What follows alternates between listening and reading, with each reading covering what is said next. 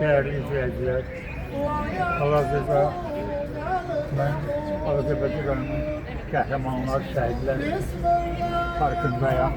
Yəni ki, burada vətən uğrunda, torpaq uğrunda canlarını fəda verən qəhrəmanlarımız abidəsi yaradılıb burada. Bunların həmişə yad etmək bizim borcumuzdur.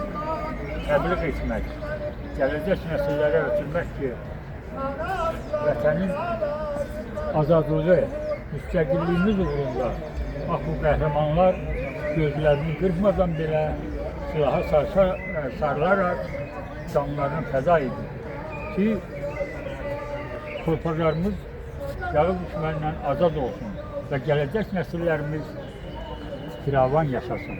Bizdən balalarımız bir daha müharibə görməsin. Aydın səmamız olsun. Məqamın ucadır, cənnətdir yerin, vücudum, varlığım, qanım şəhidim. Əbədi parlayan ulduzdur bilin, sizin ruhunuz da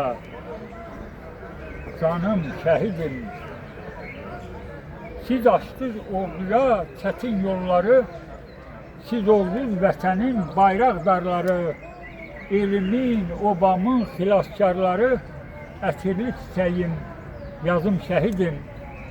Vətən sizin ruhunuzda şad oldu, düşmənlərin niyyətləri bad oldu, torpağında şəhid qanı ad oldu, adına mindastan, yazım şəhidim, adına mindastan, yazım şəhidim. Bütün şəhidlərin ruhu qarşısında baş əyləm, ruhları şad olsun. Bizə borcumuzdur ki, təbliğ etmək, çəkmək və bunları yaşatmaq bu şəhidlərimizi. Nə qədər Azərbaycan xalqı var, dövlətimiz var, şəhidlərimiz yaşayacaq.